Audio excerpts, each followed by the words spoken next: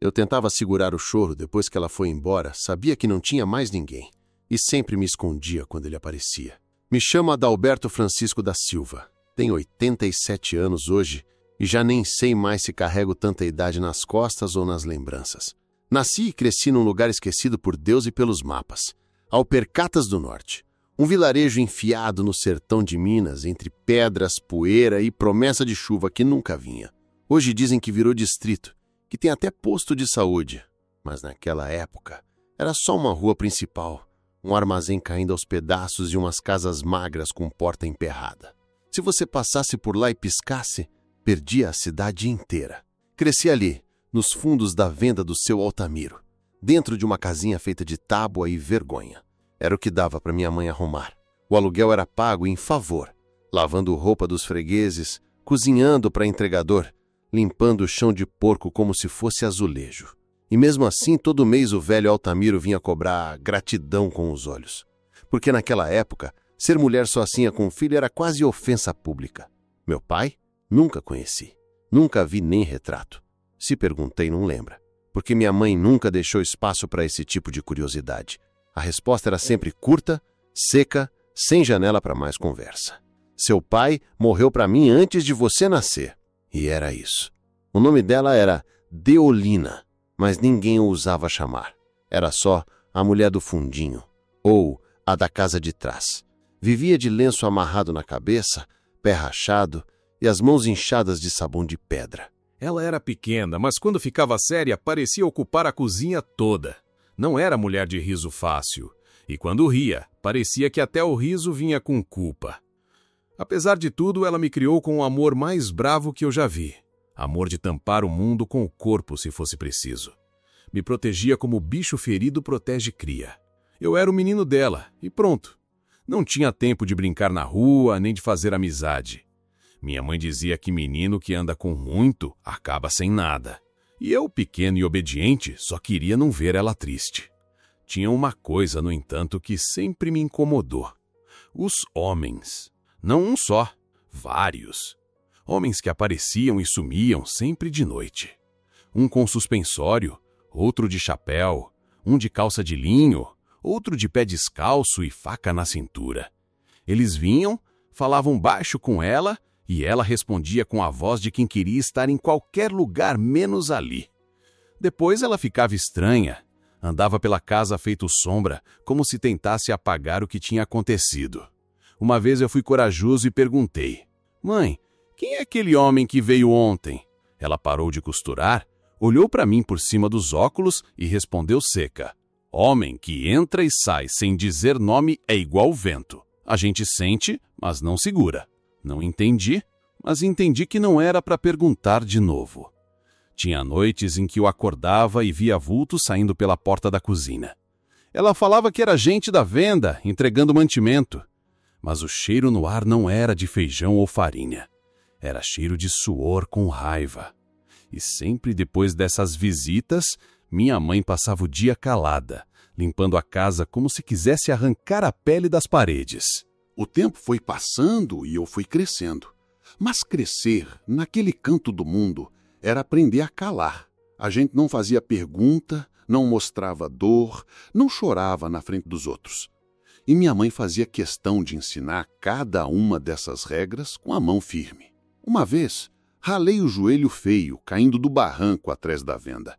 Ela não disse coitadinho, nem me deu beijo no machucado. Só falou: "Levanta, homem que se arrasta é comida de cobra." E mesmo com o sangue escorrendo, eu levantei, porque a voz dela pesava mais que o corte. Mas, meu amigo, às vezes, no silêncio do quintal, ela deixava escapar um carinho, um cafuné rápido, um pedaço de pão com manteiga escondido, um "dorme com Deus" baixinho na porta do quarto. Era nesses momentos que eu sabia. Ela me amava com tudo que tinha. Só que o que ela tinha era pouco. E o medo que carregava parecia maior do que qualquer coisa que o amor conseguisse curar. Um dia, cheguei em casa e ouvi ela chorando baixinho. Estava com uma carta na mão, tremendo. Quando me viu, limpou o rosto e enfiou o papel no fogão a lenha. Disse que era só besteira de cobrança errada. mas no olhar dela tinha alguma coisa quebrada. E depois daquele dia, ela começou a trancar a porta por dentro, até para mim. Não demorou muito, comecei a perceber outras coisas. Tinha um caderno escondido dentro do armário da cozinha. Eu achava que era para contas, mas um dia, enquanto ela dormia, eu folheei. Lá dentro tinha anotações soltas, escritas com letra tremida. João insistiu. Disse que viu um menino. Zé do armazém disse que tem gente perguntando por mim. Não aguento mais mentir para ele.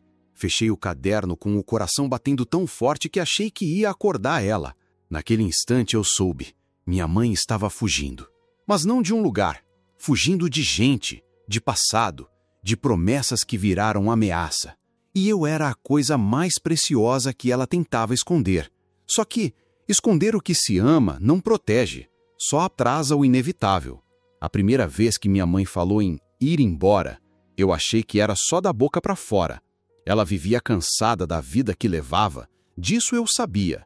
Mas falar em sair de Alpercatas era como dizer que ia virar santa ou ganhar na loteria. Não combinava com o jeito dela. Minha mãe era mulher de ficar, de aguentar calada, de resolver o que dava e esconder o que não dava. Só que naquela manhã, ela me chamou com uma seriedade diferente. Não era bronca, era pior. Senta aqui um pouquinho, Adalberto. Tenho que te contar uma coisa. Eu sentei.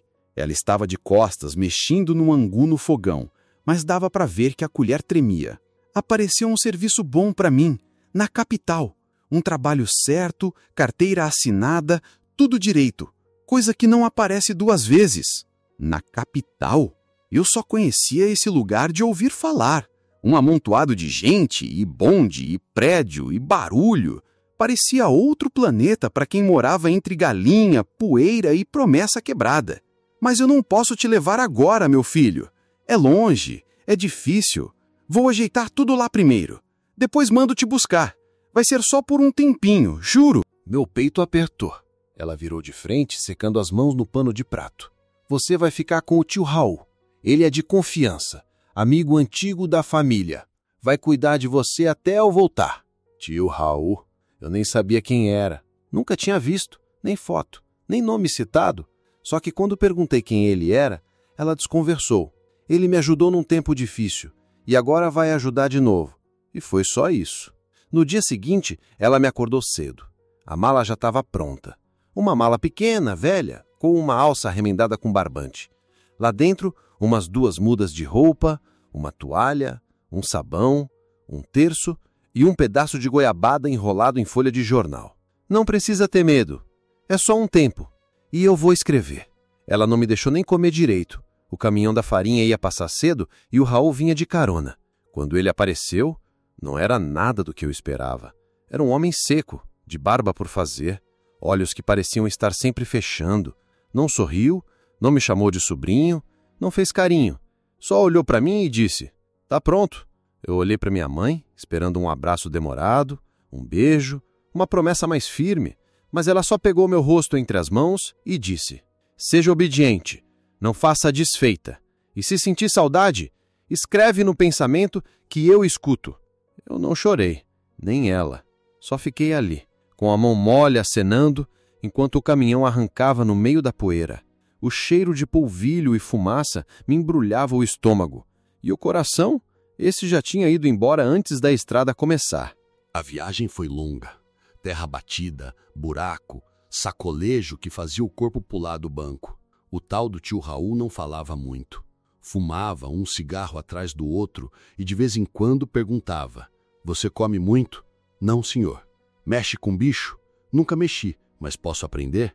E ele voltava ao silêncio. Um silêncio grosso, que deixava a paisagem ainda mais seca. Chegamos no final da tarde. O lugar era fim de mundo mesmo. Uma casinha baixa, meio torta, rodeada de mato alto, galinha solta e uns porcos barrigudos num cercado improvisado. Não tinha vizinho por perto, nem barulho de gente. Só o vento e o chiado do mato. Parecia que o mundo tinha acabado ali e esquecido de avisar. Aqui é onde você vai morar. Vai dormir no cômodo do fundo. Levanta cedo, não mexe em nada que não for seu e não faz pergunta. Foi assim que ele me deu boas-vindas. O quarto era escuro, com uma cama de madeira e um lençol que parecia pano de saco. Não tinha travesseiro, só uma trucha de roupa velha.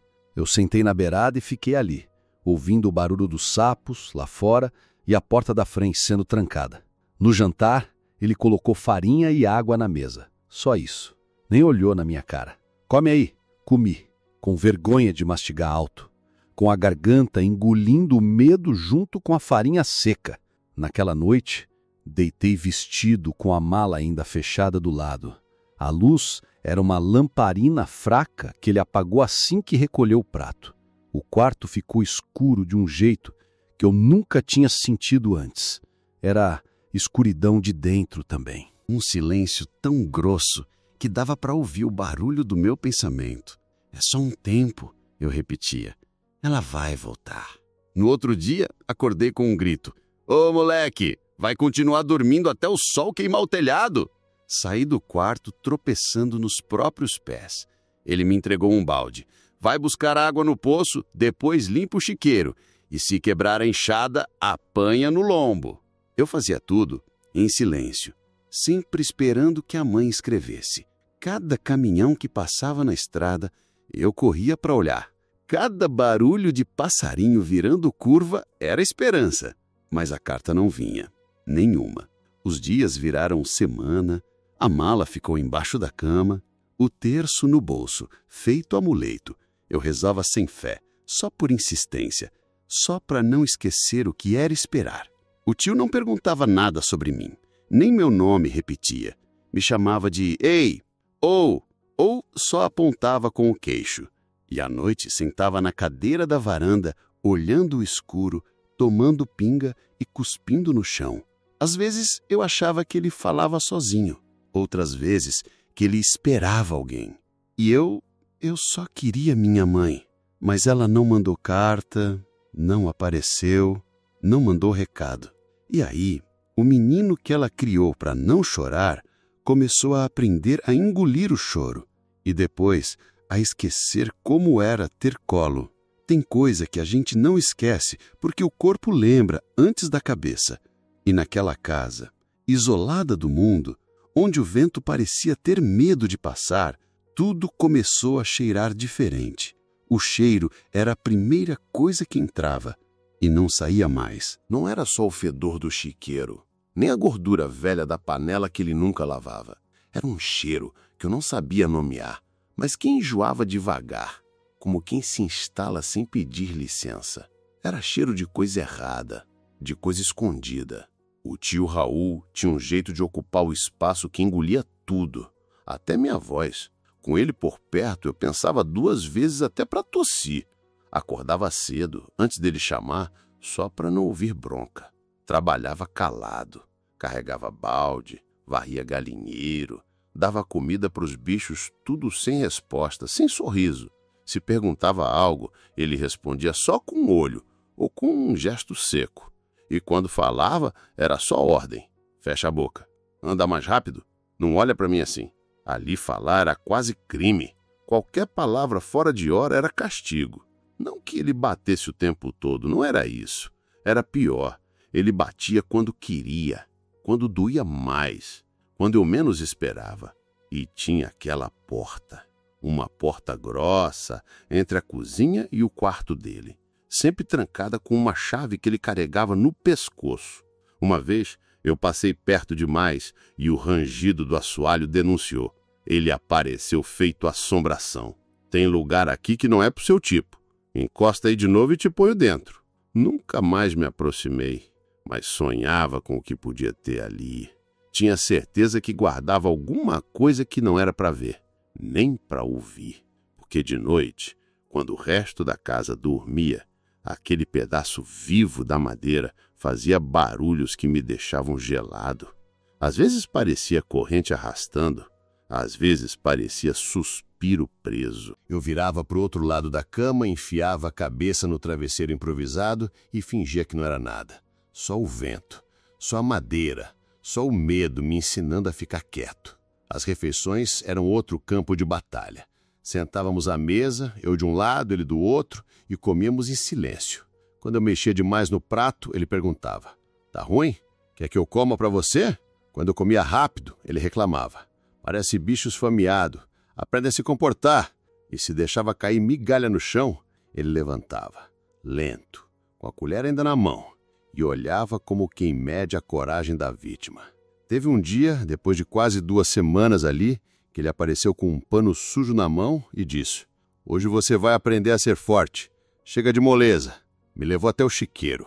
A cerca de vara estava quebrada. Ele apontou: "Vai lá, conserta isso aí, sozinho." O chão era puro barro, os porcos agitados, grunhindo, se embolando. Entrei como pude. As pernas tremiam, mas disfarcei. Peguei as tábuas, amarrei como dava e enfiei os pedaços de madeira na terra molhada com o cotovelo. Uma das tábuas escapou e me acertou a testa. Senti o sangue quente escorrer. Não chorei. Ele olhava de longe, de braço cruzado, como se estivesse testando gado. Isso, assim que se aprende, apanhando da vida. Quando saí, sujo, fedendo, sangrando, ele riu baixo. Agora sim tá com cara de homem. Me mandou ir até o tanque dos fundos. A água era gelada, o sabão doía nos machucados. Eu me lavava devagar, sentindo a vergonha grudar no corpo feito segunda pele. Ele ficou perto, de braços cruzados, vigiando, como se fosse parte da lição. "Esfrega direito. Homem limpo é homem forte", ele dizia. Foi ali que entendi.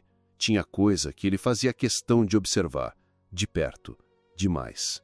Eu não queria mais tomar banho, nem perto dele, nem no tanque.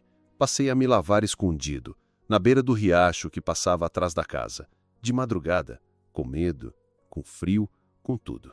Depois desse dia, ele começou a me chamar de nomes que não eram meus. Um deles eu nunca esqueço. "Ô, bicho sem dono, vem cá!" Bicho sem dono. Aquilo me doeu mais do que qualquer apelido de escola. Mais do que qualquer tapa, porque era verdade. Eu era mesmo um menino sem nome, sem casa, sem ninguém para vir me buscar. Começaram também os castigos. Se errava, tinha que dormir sem comer. Se esquecia de trancar a porteira, passava o dia com um saco de pedra nas costas. E se questionava, piorava. Um dia eu deixei cair uma vasilha de água no chão da cozinha. Ele mandou eu lamber a poça para aprender o valor das coisas. Eu me ajoelhei. Não lambi, mas encostei o rosto no chão até ele se cansar de esperar. Depois disso me tranquei por dentro. Passava os dias em silêncio, comendo o mínimo, falando só o necessário e rezando. Não com fé, com desespero. Escrevia bilhetes para minha mãe na terra, com graveto. Enterrava atrás da casa, como se fossem sementes, como se de lá um dia nascesse um milagre. Tem nome que a gente nasce com, e tem nome que arrancam da gente com a unha. No meu caso, foi assim. Logo nos primeiros dias naquela casa, ouvi da boca dele o veredito: "Aqui você não tem nome. Nome é pra gente que tem família. Você é só um moleque." E moleque passou a ser tudo o que eu era. Quando fazia algo certo, era moleque. Quando fazia errado, moleque burro. Quando errava de novo, moleque inútil. Quando obedecia sem hesitar, moleque esperto. Quando demorava para entender, moleque besta. E assim fui me desfazendo, até não saber mais se tinha sido mesmo batizado com outro nome ou se era só isso mesmo, um moleque esquecido no meio do mato. A casa virou uma espécie de cativeiro, com teto. A rotina era dura, sem trégua. Acordar com um canto seco do galo, correr para buscar água, varrer terreiro, alimentar bicho, limpar chiqueiro, esfregar chão, carregar lenha, sem descanso, sem obrigado, sem um "você tá bem?". Quando eu fazia bem, ele fingia que não via. Quando errava, ele fazia questão de lembrar, com o olho, com o gesto, com a força do que não precisava ser dito. Teve um dia que derrubei uma panela de água. Era barro molhado. O cabo da panela escorregou. Foi sem querer. Ele levantou da cadeira devagar, deixou o cigarro queimar até a metade entre os dedos, cruzou o terreiro com calma e ficou me encarando. "Sabe o que fazem com um animal que não serve?" Eu tentei explicar. Disse que tinha sido acidente. Ele não gritou, nem bateu de imediato. Fez pior. Me mandou ajoelhar no meio do mato seco e ficar ali, de joelho, no sol, sem mexer, sem olhar para o lado. Se levantar, não janta hoje. E amanhã vai de pé no chão até a venda buscar sal, 15 léguas. Eu fiquei, até a pele queimar, até as pernas formigarem, até a vergonha ferver por dentro. E ele ficou sentado observando, como quem doma bicho no laço. A solidão ali tinha gosto. Era um amargo que a língua não esquecia. Comecei a esquecer a cara da minha mãe. Esqueci a cor da nossa cortina remendada. Esquecer o som dela me chamando pelo nome. À noite, os pesadelos vinham, e cada vez mais esquisitos. Sonhava com gente batendo na porta e ninguém atendendo. Com o quarto trancado por fora. Com minha voz sumindo no meio do mato e uma sombra parada na porta do quarto. Acordava suando, mas não fazia barulho, porque aprendera. Barulho atrai coisa pior. Foi então que, numa sexta-feira abafada, apareceu o tal amigo do tio. Um sujeito barrigudo, camisa suada, hálito de pinga e passo lento. Cumprimentou o tio com um abraço demorado e riram feito dois que guardavam segredo velho. Na hora do jantar, me mandaram comer no canto, como sempre. Mas, dessa vez, percebi os olhos do sujeito me olhando demais, rindo de coisa nenhuma. O tio também olhava e dizia: "Esse moleque tá ficando mais esperto." "Tá mesmo," o outro respondeu estalando a língua. "Vai dar bom serviço em dia." Não entendi na hora, mas o estômago revirou. Quando a noite caiu, mandaram eu subir para o quarto. O usual seria ele trancar a porta por fora, como fazia todo dia. Mas naquela noite, não trancou. Fiquei quieto, esperando o som da lamparina se apagar. Mas o que eu ouvi foi passo na madeira. 1, 2, e a maçaneta mexeu. A porta não abriu, mas naquele gesto, naquele quase, eu entendi. Alguma coisa tinha sido planejada ali. Passei a noite acordado, encolhido num canto da cama com a trouxa de roupa apertada no peito, como se aquilo fosse me salvar de alguma coisa. No dia seguinte, o homem foi embora cedo. O tio me chamou para lavar o chiqueiro, e enquanto esfregava o chão com escova dura, ouvia-lhe dizer, como quem fala para si mesmo: "Melhor você ir aprendendo que não tem ninguém vindo te buscar. Aqui é onde você vai morrer, moleque." A frase caiu como pedra. Daquele dia em diante, os olhos dele mudaram, e eu passei a andar mais calado ainda, sem pisar forte, sem respirar alto. A esperança, às vezes, nasce de lugar torto, num canto da mente onde nem a dor consegue morar direito. E naquele tempo, minha esperança era uma ideia pequena, mas teimosa. Alguém ia passar por ali. Alguém ia ver. Alguém ia me tirar dali. A estrada de terra que passava perto da roça onde ele me fazia capinar era pouco usada, mas não era morta. De vez em quando passava um tropeiro, um carro de boi, um vendedor de erva, e toda vez que o som dos cascos ou rodas surgia ao longe, meu coração batia mais forte. Foi aí que me veio o plano. Um bilhete, um só, curtinho, dobrado muitas vezes e escondido debaixo da pedra grande que ficava na curva do caminho, bem onde a cerca fazia sombra. Esperei a hora certa. Um dia de céu limpo, tarefa leve, ele meio distraído por causa da pinga da noite anterior, peguei um pedaço de papel do fundo da gaveta da cozinha, onde ele anotava contas, e escrevi com carvão: "Meu nome é Adalberto. Tô preso aqui. Tio Raul me maltrata.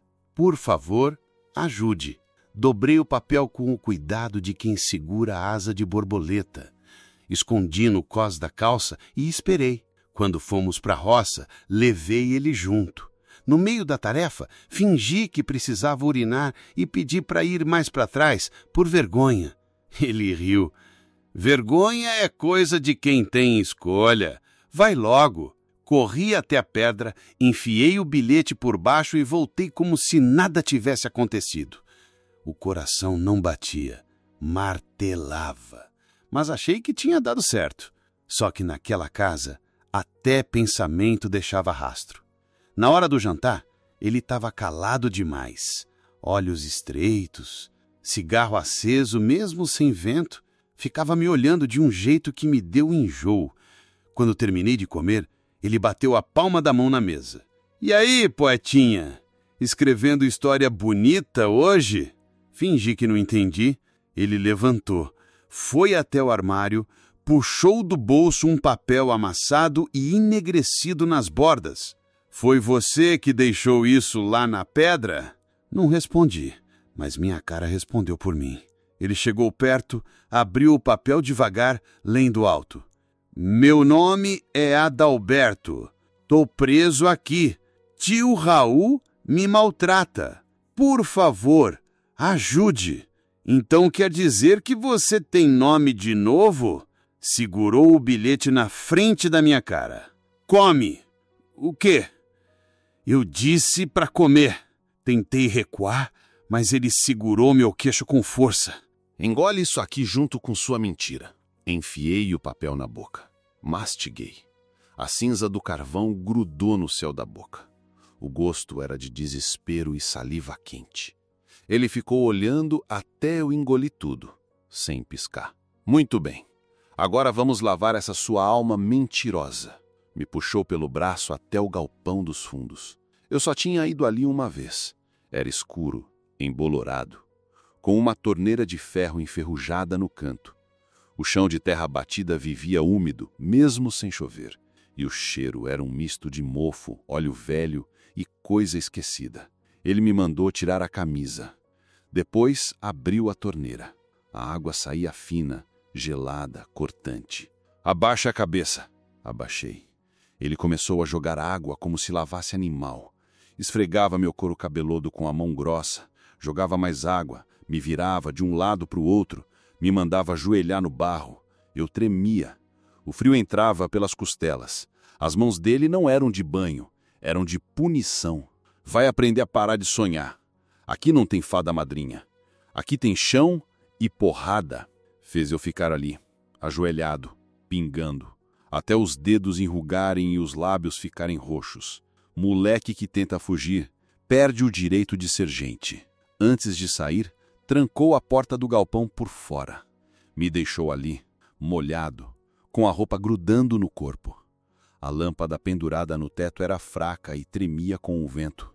O chão cheirava a medo antigo. Passei a noite encostado na parede, tentando não dormir, porque cada vez que fechava olho, eu via a pedra, o bilhete, o carvão, a esperança sendo mastigada junto com minha última coragem. Dali para frente tudo ficou mais duro. Ele passou a me vigiar ainda mais. Dormia com a chave do meu quarto no bolso. A comida vinha medida, a água contada e as palavras proibidas. Tentei inventar um novo jeito de viver, calado por fora, gritando por dentro. Mas até o grito cansou e, um dia, parou. Me restou olhar para o teto, dia após dia, e repetir o que ele disse. Aqui é onde você vai morrer, moleque. E comecei a acreditar.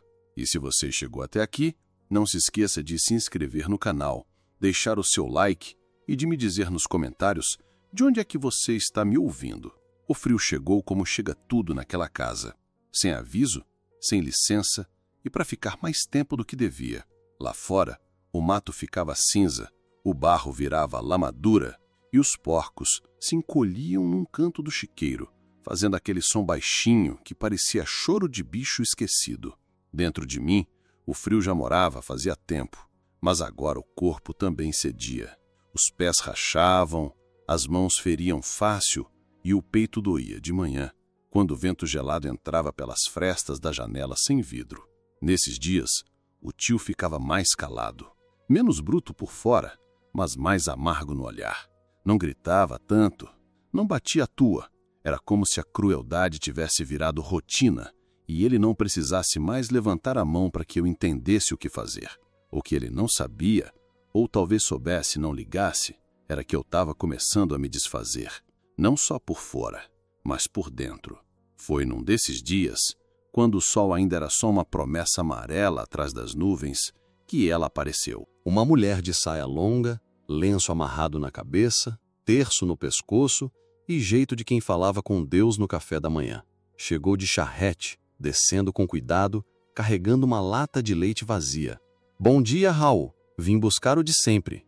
O tio sorriu daquele jeito que só usava com gente de fora. Fez pose de homem honesto, ajeitou o chapéu e respondeu com voz mansa. Sempre um prazer, dona Emengarda. O leite está no ponto. Foi até o curral, me chamou com um gesto. Anda, moleque, mostra serviço. Levei a lata até ela, cabeça baixa. Quando olhei rápido, vi os olhos dela me escaneando. Não era olhar de desconfiança, era de susto, daqueles que a gente tenta disfarçar, mas que a alma entrega. Esse aí é seu sobrinho? Ela perguntou. Ele soltou uma risadinha. De consideração, peguei para criar. O pai sumiu, a mãe foi cuidar da vida na capital, deixaram o pobrezinho aí. Mas olha, tá virando homem, disciplinado, acorda cedo, faz tudo certinho. Ela ainda olhava para mim. E por um segundo pensei que ela ia perguntar algo. Qualquer coisa. Talvez. Você tá bem? Ou até um simples. Qual o seu nome? Mas ela só assentiu com a cabeça. Parece quieto demais para a idade. O tio riu. Criança, quando é educada, parece muda mesmo. Ela pegou a lata, se despediu com um aceno breve e subiu de novo na charrete. Antes de virar a estrada, olhou para trás. Rápido. Um segundo. Me encarou. Naquele olhar, tinha algo. Como se ela tivesse visto, sentido, entendido que ninguém ali ousava dizer. Naquela noite, sonhei com ela voltando. Sonhei que trazia comida quente, coberta, colo, que abria a porta da minha prisão com chave de reza, que chamava meu nome em voz alta, que me levava embora. Mas, no outro dia, nada. Nem no outro, nem na semana seguinte. Ela nunca mais apareceu. Perguntei uma vez disfarçando. A mulher do leite não vem mais? Ele nem levantou os olhos do prato. Vai comprar leite assim no inferno. Te mete com coisa que é tua. E o silêncio voltou a reinar. Mais grosso, mais gelado. Aos poucos, perdi a conta dos dias. Parei de riscar a parede com carvão. O carvão acabou e, junto com ele, a vontade de saber em que mês estávamos.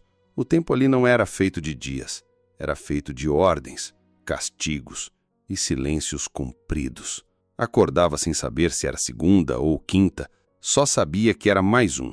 Comia sem lembrar o gosto. Trabalhava com o corpo, mas sem cabeça. Pensar doía. Passava a maior parte do tempo conversando comigo mesmo. Às vezes em voz baixa, às vezes só dentro. Criava histórias para mim. Inventava que minha mãe tinha voltado e me levado embora, que a casa tinha pegado fogo, que o tio tinha sumido no mato e eu tinha herdado o sítio. Qualquer mentira servia desde que me fizesse esquecer que o mundo ali era só aquela cerca torta, aquele galpão úmido e aquele olhar que me feria sem mão. Às vezes, escutava passos que não existiam, vozes que vinham do vento, risos escondidos na fresta da porta. Eu não sabia mais se estava ficando doido ou se aquilo tudo era doido demais para mim. O que sei é que, mesmo sem aparecer de novo, a mulher da charrete ficou dentro da minha cabeça, como um tipo de vela acesa num canto escuro. Uma lembrança de que existia outro jeito de olhar para a gente, um jeito que podia salvar, mesmo que não tivesse coragem de agir. Quando ele disse que ia viajar, não entendi de cara. Fiquei parado, esperando as ordens de sempre. Mas naquele dia ele estava estranho, menos falante, mais rápido. Passava de um canto para o outro com uma mala velha na mão, como quem escondia mais do que carregava. Vou resolver umas coisas. 2 dias. Se fizer gracinha, eu fico sabendo. Ele disse antes de trancar a porta da frente. Naquele tempo eu já tinha aprendido que ele sempre sabia das coisas. Mesmo quando não estava olhando, era como se o olho dele ficasse pairando na casa, grudado nas paredes. E você não sai. Vai ficar aí, quieto. Comida tem ali. Apontou uma panela com 2 pedaços de mandioca cozida e um pedaço murcho de carne salgada. Trancou a porta com cadeado. Ouvi o som da chave girando 2 vezes. Depois, só silêncio. No começo, até achei que fosse bom. 2 dias sem ele gritando, mandando, vigiando. Mas bastaram algumas horas para o vazio tomar conta da casa de um jeito diferente. Era como se o cheiro dele ainda estivesse ali, forte, amargo, impregnado na madeira. Só que sem a voz, sem o peso dos passos, o que sobrava era pior.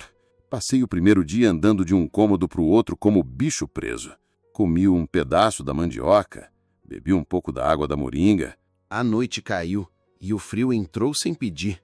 Me enrolei com um pano que usava de coberta, mas não adiantou. O vento uivava pelas frestas e o estômago dava nó. O segundo dia foi o que me derrubou. A comida acabou, a água azedou, o corpo doía de tanto ficar sentado e a cabeça começou a inventar coisa. Foi ali que encontrei o rádio. Ficava guardado no armário de madeira do canto da sala, junto com umas ferramentas velhas e um livro de oração que ninguém abria. Era um rádio antigo, daquelas caixas pesadas, com botão de rodar e cheiro de ferrugem. Não tinha pilha, nem sinal, mas eu liguei mesmo assim. Fechei os olhos, girei o botão devagar, ouvindo só o chiado mudo, mas aquilo bastava. Fingi que sintonizava estações, imaginava músicas, vozes de gente alegre, notícias do mundo, às vezes até o som da igreja da minha cidade, onde minha mãe me levava nos domingos. Fui criando histórias, como se o rádio fosse um amigo ou uma porta, até que, num momento de fraqueza, ou sei lá o quê, ouvi a voz dela, minha mãe. Não era clara, nem firme, mas era, lá no fundo, entre os chiados, como sussurro no vento. Eu me ajoelhei na frente do rádio, segurei o botão com as 2 mãos e comecei a falar com ela. Mãe, sou eu, tô aqui ainda. O homem ainda me segura, mas tô vivo. O nome ainda é Adalberto. Eu lembro, tá? Eu lembro. Fiquei assim por horas, respondendo, inventando perguntas, rindo, chorando, pedindo desculpa por ter deixado ela, como se fosse eu o culpado. Na minha cabeça, ela também respondia. Dizia que estava vindo, que só faltava achar o caminho, que era para eu aguentar mais um pouco. Ali, naquele rádio desligado, pela primeira vez em meses, eu me senti escutado. Mas delírio tem prazo. E o fim veio com a chave girando de novo na porta. O tio voltou. Trazia cheiro de cachaça e estrada, os olhos fundos de quem bebeu demais ou pecou mais ainda. Nem falou comigo. Jogou a mala no chão, foi até o rádio que ainda estava na sala e ficou olhando. O que é isso? Fiquei parado. Queria dizer nada, mas não consegui. Ele ligou o rádio. O botão girou no vazio. Só silêncio e estática. Tá falando com coisa morta agora? Respirei fundo. Pensei em inventar uma desculpa, mas minha cara deve ter falado tudo. Ele não gritou, não bateu. Fez pior. Levantou o rádio com as 2 mãos e jogou no chão com tanta força que a madeira estalou como osso quebrado. As peças voaram, o chiado cessou para sempre. Homem não conversa com silêncio, moleque. Aprende isso. E saiu da sala. Fiquei ali ajoelhado, catando pedaços.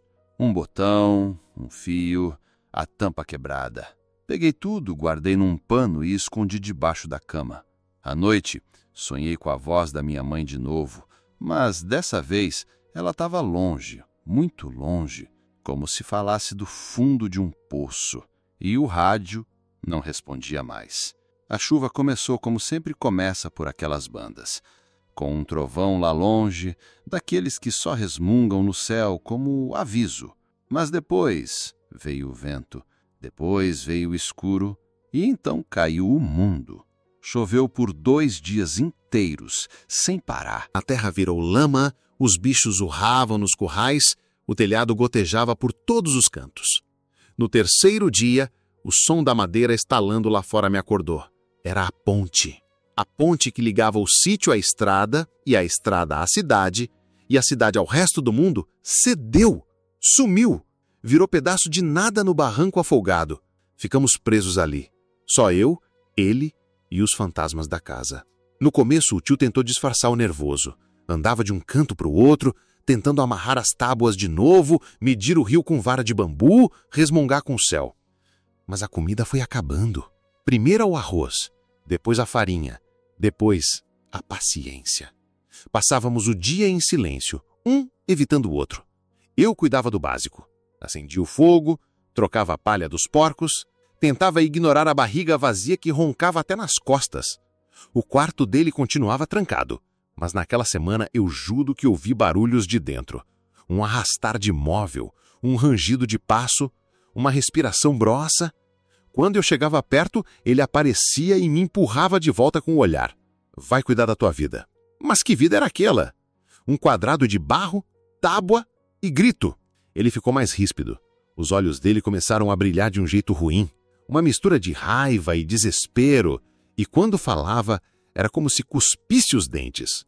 Se eu descobrir que você está metendo o nariz onde não deve, eu acabo com você. Passei a andar leve, sem ruído, como sombra. Mas o silêncio já não era abrigo. Era prisão. Comecei a ter falta de ar dentro da casa. O peito doía sem razão. A mão tremia. Mesmo quando eu não tinha frio. O tempo todo a sensação era a mesma. Não cabia mais ninguém ali. Nem eu. Numa dessas noites, sem força para dormir, fui até o galpão dos fundos para buscar um cobertor velho. Mexendo numa caixa de ferramentas, achei uma faca. Pequena, enferrujada, a lâmina torta, mas ainda cortava. Segurei com as 2 mãos. Senti o peso dela, o frio, o silêncio que ela carregava. E guardei no cós da calça, escondida. Levei ela comigo para o quarto. Dormi com a faca debaixo do travesseiro por 3 noites. A cada barulho de passo, a cada ranger da escada, minha mãe corria para ela. Era como um cachorro amarrado, esperando o dono errar o passo. Na 4ª noite, a tempestade voltou. A casa parecia ranger inteira. Então, eu ouvi barulho no quarto trancado. Só que o tio estava dormindo, roncando, e o barulho continuava.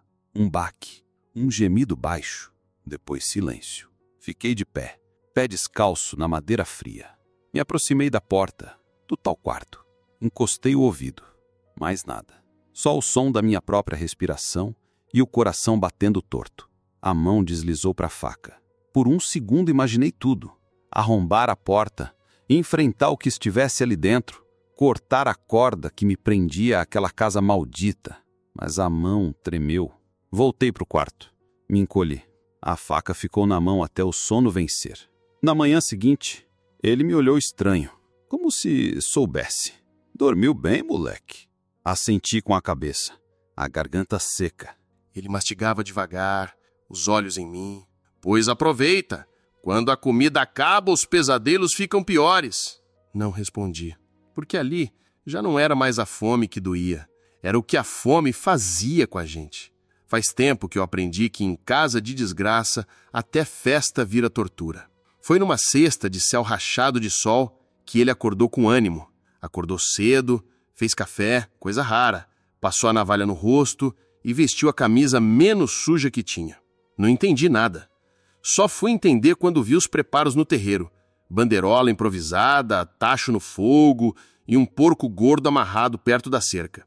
Vai ter visita hoje, moleque, e você se comporta, ele disse, cuspindo para o lado. De tarde, começaram a chegar. Gente simples, 2 famílias de sítios vizinhos, uma charrete, um carroção de bois e um jegue amarrado no mourão. Risos, garrafas de pinga, criança correndo, mulher reclamando do calor, tudo junto. E aí, Raul, é hoje o batizado do bichão? Gritou um deles apontando para o porco. É hoje, uai. Vai ser mais bem tratado que muito cristão por aí. Era isso. Um batizado de porco. Uma piada, uma ironia cruel, uma desculpa para beber e esquecer da vida. Fizeram uma espécie de missa, com um tio velho fingindo ser padre, derramando água da moringa na testa do bicho. Riram, bateram palmas, cortaram carne. O porco guinchava. Ninguém ligava. Era só mais um som na farra. Fiquei num canto, olhando tudo, com fome, com raiva, com uma faísca de esperança. Foi quando vi ela, a moça que veio com uma das famílias. Jovem, vestido claro, cabelo trançado, sorriso curto, carregava uma cesta de doces de leite. Ela passou perto, me olhou de lado. Olhei de volta.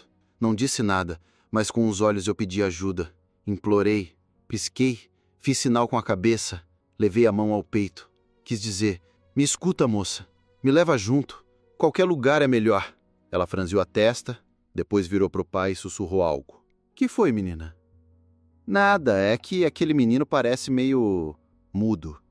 Ah, é só bicho arredio. Raul pegou pra criar. Fica quieto, não incomoda ninguém. Eu era só isso. Silêncio ambulante. Continuei assistindo de longe. Os risos, a música de sanfona, o tio se esbaldando, fazendo piada, abraçando o homem, falando que aquele porco tinha mais dignidade que muito menino por aí. Numa hora, vi um dos carroções com a lona aberta. O cavalo comendo capim, o cocheiro distraído. A ideia veio como um estalo. Corri por trás do chiqueiro, me abaixei e entrei devagar por debaixo da lona. O cheiro de feno era forte, mas não me importei. Me encolhi entre os sacos de batata, rezando para ninguém notar. A carroça começou a se mexer. O coração disparou. Mas a alegria durou pouco. Ô, João, tem alguma coisa se mexendo aí atrás. Houve passos. A lona foi puxada. O rosto dele, o tio, com a cara vermelha de raiva e os olhos brilhando de fúria. Ah, entendi. Me puxou pelo braço com força. Nem falou nada para os outros. Só acenou com a cabeça, disfarçando. Me levou para o fundo do sítio, longe da festa, por entre as árvores, até o velho poço seco. Um buraco largo, sem borda, com cheiro de terra mofada. Já que você gosta de sumir, vamos ver quanto tempo aguenta no fundo da solidão. Me mandou descer pela corda. Disse que ia ser castigo de reflexão. Desci. Os pés tocaram o fundo, frio, barro, úmido, escuro. A luz do céu virava um buraco cada vez menor lá no alto. Fica aí, amanhã eu penso se poste de volta. Jogou a corda para dentro, subiu e me deixou. A noite caiu. A luz foi sumindo. A umidade colava na pele como gosma. Houve insetos, o som do vento longe, as risadas que ainda ecoavam da festa. Tentei gritar. A voz bateu nas paredes do poço e voltou em pedaços. Chorei seco. O corpo não tinha mais lágrima. Sentei, encolhido, sentindo cada osso latejar, cada esperança quebrar. E ali foi quando alguma coisa em mim se fechou de vez. Não morreu, mas se trancou numa gaveta da alma, onde ninguém mais mexe. Depois de muitas horas, talvez um dia, talvez menos, ele voltou. Jogou a corda. Não disse nada. Subi em silêncio. Estava com febre, tontura, boca seca, o estômago vazio. Ele só apontou para casa. Vai dormir. Se tentar de novo, da próxima vez eu deixo lá no fundo até apodrecer. Entrei. Me deitei no chão do quarto. A faca ainda estava lá, debaixo do pano, mas nem ela adiantava mais. Quando o desespero vira vizinho de dentro, até a arma perde o sentido. Ele adoeceu devagar. Primeiro foi uma tosse seca, insistente, que ecoava nas horas mortas da noite. Depois, os olhos começaram a perder o brilho duro de sempre. Ficavam opacos, fundidos, como se vissem por dentro. Mas ele não dava o braço a torcer. Continuava andando de um lado para o outro, reclamando do tempo, do barro, da lenha molhada, fingindo que o mundo ainda girava em volta da força dele. Só que eu via, a cada dia. Ele torcia mais forte, se encurvava para pegar a vasilha, sentava com mais peso, a colher tremia na mão, a cara suava mesmo com o tempo frio. Na terceira noite, acordei com o som dele vomitando, um barulho feio, que misturava catarro, bile e dor. Fiquei parado na cama segurando a respiração. Quando amanheceu, ele não saiu do quarto. Fui espiar, devagar. Estava deitado, com o rosto virado para o canto, as costas cobertas até o pescoço, e tremia. Moleque, chamou com voz fraca. Vem cá. Entrei. Ele não me olhou. Só estendeu a mão apontando para a bacia. Água quente. E pega um pano limpo. Obedeci, como sempre fiz, mas dentro de mim alguma coisa começou a se mexer, porque naquele momento ele não parecia mais o dono da casa, nem o carcereiro, nem o homem que me batia com cinto de couro e me chamava de bicho. Ele parecia pequeno, frágil, humano. Voltei com a água e o pano. Limpei a testa dele. A pele ardia, o hálito cheirava coisa estragada. E os olhos pediam algo que eu não sabia dar. Tô ruim, ele disse. Só isso. Não pediu desculpa, não disse nada além. mas o jeito como falou parecia um pedido de socorro mal disfarçado. Passei o dia indo e vindo do quarto. Levava caldo ralo, cobertor, remédio de planta, e ele tomava, calado. Não brigava, não mandava. Só gemia, respirava fundo, tremia de vez em quando. Na madrugada, acordei com ele gritando meu nome. Quer dizer, não o nome, mas o apito dele. Ô, moleque! Corri pro quarto achando que era coisa grave. Ele estava sentado na cama, nu da cintura para cima, todo suado, com os olhos arregalados. Tive um sonho ruim, disse. Eu não respondi. Ele ficou me olhando, a boca entreaberta, os olhos fundos. Tô com medo. A frase caiu como uma pedrada na minha cabeça. Medo. Ele, o homem que me fazia ajoelhar no milho, que me deixava sem comida, que me empurrava contra a parede com uma mão só. Medo. Eu poderia rir, poderia cuspir no chão, poderia virar as costas, mas fiz outra coisa. Fiquei ali, parado, olhando ele encolhido, e senti o gosto da escolha. Naquela hora, eu era o dono da decisão. Podia negar água, podia deixar ele gritar até a voz sumir, podia fingir que não ouvia, podia fazer com ele o que ele fez comigo. O poder estava inteiro na minha mão, e pela primeira vez eu entendi o peso que isso tinha. Não era prazeroso, não era bonito, era sujo, como se o poder também tivesse o cheiro da febre, da podridão, da solidão. No dia seguinte, ele piorou, começou a delirar, falava com gente que não estava ali, chamava por nomes que eu nunca ouvi. Uma vez me chamou de Anderson, outra de pai. Depois me olhou como se fosse uma criança e disse: "Não me deixa, mãe, não me tranca lá fora." E eu vi o menino que ainda morava dentro dele, escondido, torto, sufocado. Mas ali fiquei parado do lado da cama, a água na caneca, o pano úmido na mão. Quer água? Ele assentiu, com a cabeça fraca. Aproximei a caneca dos lábios dele, e naquele segundo tive outra vontade, a de derramar tudo, de deixar a sede gritar nele como gritou em mim naquele poço. Mas não fiz. Dei a água, limpei a boca dele, cobri os pés. A cada gesto, sentia um pedaço de mim voltar, como se o garoto Adalberto, aquele que ela chamou de meu filhinho lá atrás, ainda estivesse escondido no fundo do poço, esperando a hora de sair. Nos dias que seguiram, ele piorou. A pele ficou amarela. O cheiro do quarto virou outra coisa. Um cheiro que só aparece quando a morte começa a ensaiar os passos. E mesmo assim, eu continuei cuidando, mas sem carinho, sem palavras doces, só com um gesto, com a obrigação, com o que restou de humano em mim. Teve uma manhã que ele tentou me tocar a mão.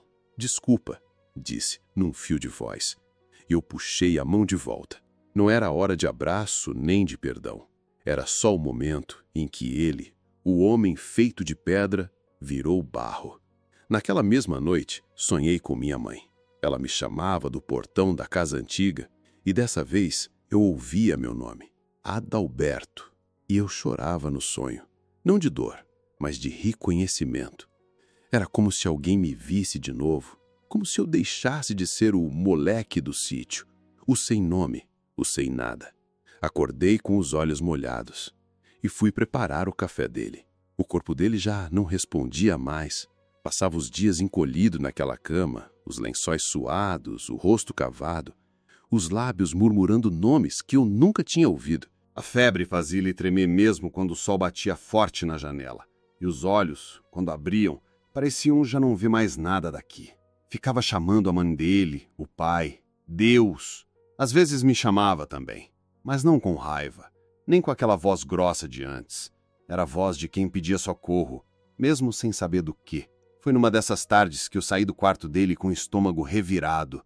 Tinha dado banho de pano, trocado as roupas, jogado fora o resto da sopa azeda que ele nem tocou. E enquanto a casa respirava aquele cheiro de velho, de febre e de morte que se aproxima devagar, eu quis sair de perto. Só um pouco. Só para ouvir silêncio de verdade. Fui até o quartinho dos fundos. Aquele mesmo onde ele guardava ferramentas, tralhas, coisas de anos passados. No canto, debaixo de um monte de cobertas rasgadas e caixas de lata, tinha um baú de madeira. daqueles antigos, com fechadura enferrujada e cheiro de coisa esquecida. Já tinha visto ele mexer ali 1 ou 2 vezes, mas nunca me deixava chegar perto. Dizia que era bagunça, que não tinha nada de útil. Mas naquela tarde o baú me chamou, como se dissesse: agora é tua vez de descobrir. Empurrei as coisas de cima, forcei a tampa, a dobradiça gemeu, mas abriu. Dentro tinha de tudo: roupas emboloradas, um relógio quebrado, uma gaita sem palheta, um retrato desbotado de um casal que eu não reconheci e, no fundo, um pacote amarrado com barbante grosso. Cartas. Muitas. Todas com o mesmo nome no remetente. Elza Batista Ferreira. Rua do Rosário, 112, Belo Horizonte. Minha mãe. O coração travou. As mãos começaram a suar. Abri o primeiro envelope, com cuidado, como se a carta fosse feita de vidro.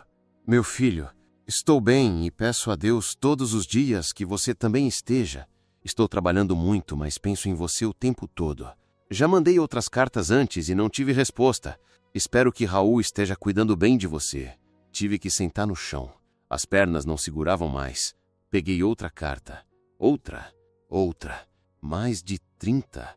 Todas endereçadas a mim, todas escritas com letra firme, carinhosa, cheia de saudade. Meu filho, estou bem e peço a Deus todos os dias que você também esteja. Estou trabalhando muito, mas penso em você o tempo todo. Já mandei outras cartas antes e não tive resposta. Espero que Raul esteja cuidando bem de você. Tive que sentar no chão. As pernas não seguravam mais. Peguei outra carta. Outra. Mais de 30. Todas endereçadas a mim, todas escritas com letra firme, carinhosa, cheia de saudade. Adalberto, meu amor, queria tanto te ver. Aqui a vida é difícil, mas penso em voltar. Talvez consiga juntar dinheiro até o final do ano. Você ainda lembra de mim? Lembra do cheiro da nossa casa? Eu não te esqueci nem por um dia. A garganta fechou, os olhos ardiam. Era como se cada palavra me puxasse de volta para aquela mulher de olhar cansado, mãos calejadas e coração grande, que me protegia com o pouco que tinha. A que mais me destruiu tinha uma data no canto: 14 de março de 1941. Meu filho, vou te buscar. Já aluguei um quarto pequeno aqui, perto da pensão. Falei com uma vizinha que vai me emprestar dinheiro para pagar a viagem de volta. Me espera, tá? Promete que me espera? O papel tremia na minha mão. A data? 8 anos atrás. 8 anos. Ela veio, ela tentou, ela escreveu muitas vezes. E ele nunca entregou. Nunca disse, nunca me deixou saber. A traição desceu queimando até o estômago. Não era só a dor da ausência dela. Era a dor de ter sido apagado, silenciado, mentido, roubado. Não chorei, não gritei. Fiquei ali, sentado no chão de terra batida, as cartas abertas ao redor, as palavras flutuando na minha cabeça como preces que chegaram tarde. Ele sabia, e mesmo assim me fez acreditar que eu era esquecido, que minha mãe me largou, que o mundo me ignorou. Fechei os olhos. Vi ela de novo, no portão, me chamando pelo nome. Adalberto, o nome que ele me proibiu de usar, o nome que ela escreveu com amor em cada envelope, o nome que era meu e que ele tentou apagar. Me levantei devagar. Fui até o quarto dele. Ele estava deitado, os olhos entreabertos, a respiração pesada, o peito arfando devagar. Segurei a carta mais recente. Li em voz alta, mesmo sabendo que ele talvez não entendesse mais nada. Quando terminei, olhei nos olhos dele. Ele me olhou de volta, e naquele olhar não tinha força, nem culpa, nem orgulho, só medo. Medo de que eu fizesse com ele o que ele fez comigo. Mas não fiz. Deixei a carta sobre o peito dele, saí do quarto, fechei a porta e me sentei na soleira da casa, com o céu começando a escurecer e o peso da verdade inteira dentro de mim. O velho morreu de madrugada, sem som, sem grito, sem ninguém por perto além de mim. Na noite anterior ele já mal falava. A respiração vinha puxada, engasgada, como se o peito fosse uma fornalha apagando.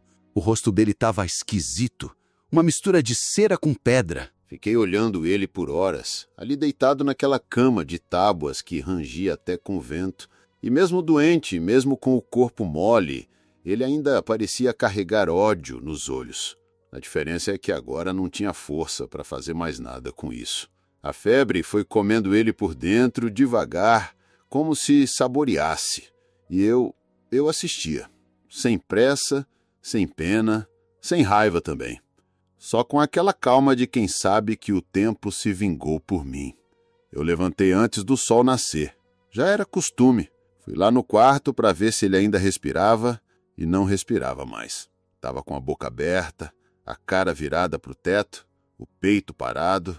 Olhei por uns minutos, esperando algum movimento. Nada.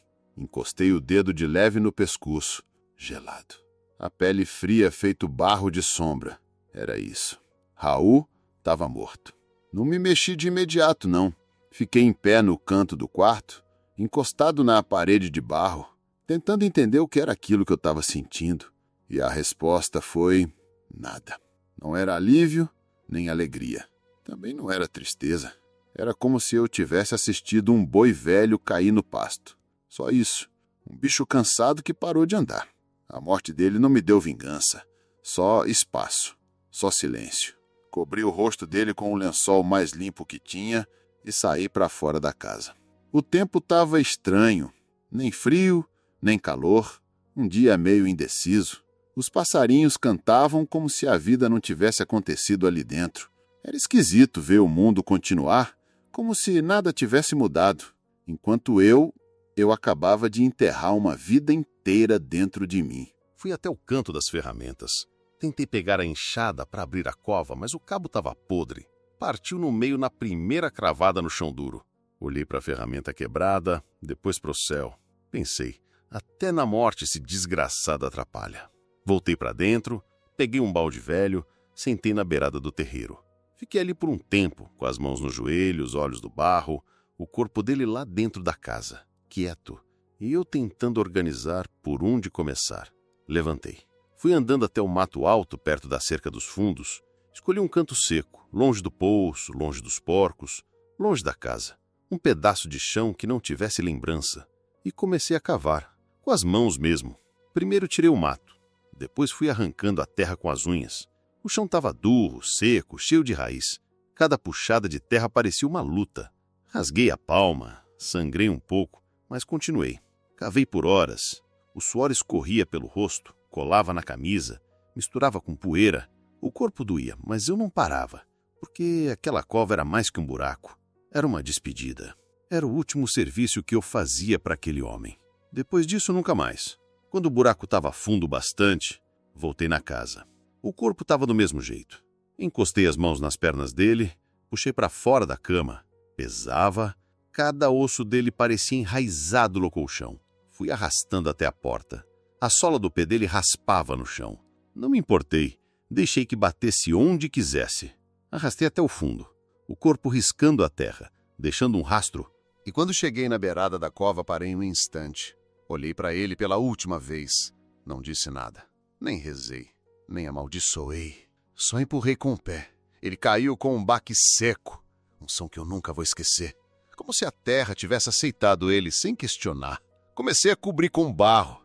Joguei por cima com as mãos, com o cotovelo, com tudo. Até tapar inteiro. Não marquei nada. Nem cruz, nem nome, nem data. A morte dele merecia o mesmo anonimato que ele tentou me empurrar a vida toda. Voltei para casa. Lavei as mãos com água do balde. Tirei a camisa suada, joguei no canto, vesti outra mais limpa. Sentei na cama. A casa estava silenciosa, mas de outro jeito. Não era o silêncio do medo, era o silêncio do fim. Comecei a juntar minhas coisas. O que tinha para levar cabia num embrulho pequeno. Uma muda de roupa, as cartas da minha mãe, a faca velha, um pedaço de pão duro e umas moedas que achei num pote. Só. Aquilo era a minha vida até então. Aquilo e meu nome, que agora eu usava sem pedir licença. Olhei cada canto da casa uma última vez. Cada tábua, cada parede manchada, cada canto onde eu já chorei escondido, onde fui amarrado, onde apanhei, onde sonhei com uma saída que parecia nunca vi. Agora, a saída era real. Peguei o embrulho, saí pela porta da frente, tranquei por fora, como se isso ainda importasse. Depois pensei melhor. Joguei a chave no mato. Fui para a estrada de terra. O dia já estava claro, o céu limpo, e aquele pó vermelho que subia com cada passo parecia quase bonito. Andei. Não olhei para trás, porque o que ficou lá não era casa, era cativeiro, era morte em vida, era história que não merece ser repetida. Não tinha ninguém me esperando, nenhum lugar certo para ir, nenhuma promessa. Mas tinha uma coisa que eu nunca tive antes: escolha. Cada passo que eu dava era meu, cada direção era minha. Se eu errasse, pelo menos era por conta própria. A estrada seguia, e eu fui junto. Não tenho diploma, não fiz fama, não construí fortuna, mas sobrevivi. E só por isso já acho que vale a pena sentar aqui e contar. Depois que saí daquele sítio, andei por dias sem rumo. Dormi debaixo de árvore e comia o que achava. Teve noite que quase congelei enrolado em saco de estopa. Teve dia que pensei em voltar, só por medo de morrer na estrada. Mas não voltei. Nunca mais pus os pés naquele lugar. Cheguei na cidade grande com a sola do pé estourada e a barriga colada nas costas. Era belo horizonte, mas eu não sabia disso ainda. Só vi luz, gente correndo, cheiro de fumaça e buzina, um mundo que parecia gritar enquanto eu ainda sussurrava. Passei um tempo na rua, dormi embaixo de banco de praça, perto do mercado central, aprendi a mexer no lixo sem fazer barulho, a catar resto de feira sem ser visto, a evitar polícia e bêbado. O que me salvava era que eu era pequeno, magro, quase invisível. Gente passava por mim como se eu fosse sombra. Um dia, um senhor me viu sentado na calçada, tentando escrever numa tampa de caixa de papelão. Ele parou, agachou, me perguntou meu nome. Pela primeira vez eu disse em voz alta: Adalberto. Ele me levou até um abrigo da igreja. Me deram banho, comida e uma cama. Lá eu dormi sem ouvir porta bater. A primeira noite foi difícil. Achei que não ia conseguir, mas dormi. Pesado. Fiquei anos naquele abrigo. Estudei até onde deu.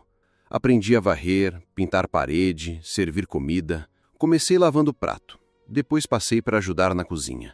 Descobri que meu jeito de cortar cebola fazia a cozinheira sorrir. Um dia ela me disse: "Você tem mão boa para comida, menino. Mão leve, mão de quem sabe cuidar." Ninguém nunca tinha falado isso para mim. Fiquei com aquilo na cabeça. Quando saí do abrigo, consegui trabalho de servente num restaurante. Ficava atrás, cuidando da louça, do lixo, mas eu prestava atenção no fogão, no cheiro, no jeito que os cozinheiros mexiam as panelas. Um dia, faltou um dos ajudantes, e eu me ofereci. O dono não tinha outra opção. Deixou. Fiz um feijão com alho e cebola que ele comeu em silêncio. "Tá contratado", ele disse. Ali comecei minha vida de verdade. Cozinheiro. Fritando bife, mexendo angu, temperando frango. O cheiro de comida me dava paz. Era como se cada prato que eu fazia apagasse um pedacinho do que veio antes. Conheci minha mulher numa pensão onde eu morava. Ela era simples, costurava para fora. Falava baixo, ria fácil. O jeito dela me deixava leve. Um dia ela me perguntou por que eu dormia com a porta sempre aberta. Eu inventei desculpa. Disse que era calor, mas não era. Eu nunca consegui dormir com porta trancada. Ela nunca insistiu. Me respeitou no silêncio. Nos casamos no cartório. Alugamos um quartinho nos fundos de uma casa perto da estação. A vida foi dura, mas digna. Tivemos 2 filhos, meninos, e juro por Deus, eu nunca levantei a mão. Nunca gritei. Nunca deixei faltar comida. Mesmo quando o dinheiro era pouco, eles comiam antes de mim. Eu via neles o que eu não tive, e eu me tremia por dentro de medo de repetir. Mas nunca repeti. Nunca. A cada aniversário, eu fazia questão de cantar parabéns. Acendia a vela, mesmo que fosse em cima de pão com manteiga. Porque criança merece isso. Merece nome, afeto, abraço. Eu não sabia ser pai de livro, mas fui pai do meu jeito. Minha mulher partiu cedo. Câncer. Silencioso. Rápido. Me deixou com os meninos ainda pequenos. E mesmo com o peito rasgado, eu segui. Fiz o que pude. Hoje, eles têm suas casas, suas vidas. Me visitam quando dá. Me tratam com amor. Mas não sabem tudo. Nunca contei com detalhes. Só diziam que meu passado era duro. E bastava. Só que agora, com a idade chegando no osso e a cabeça pesando cada vez mais, eu sinto que guardar tudo isso me amassou por dentro. Tem dia que acordo com aquele cheiro do sítio nas narinas. Tem noite que ainda vejo a sombra dele no canto do quarto. Então eu conto. Não para ser coitado, não para buscar pena. Eu conto porque talvez seja a última coisa que eu posso fazer com dignidade. Contar é abrir janela, é lavar a alma, é olhar para trás sem deixar que aquilo tudo me coma de novo. Carrego a culpa de ter sobrevivido. Tem gente que não aguenta. E eu aguentei. Mas isso não faz de mim mais forte. Faz de mim testemunha. E testemunha, meu filho, se não fala, apodrece. Por isso, tô falando. Se você chegou até aqui me ouvindo, obrigado. De verdade. Talvez agora, depois de tudo, eu consiga dormir com a porta fechada. E se você chegou até aqui, não se esqueça de se inscrever no canal, deixar o seu like e de me dizer nos comentários de onde é que você está me ouvindo.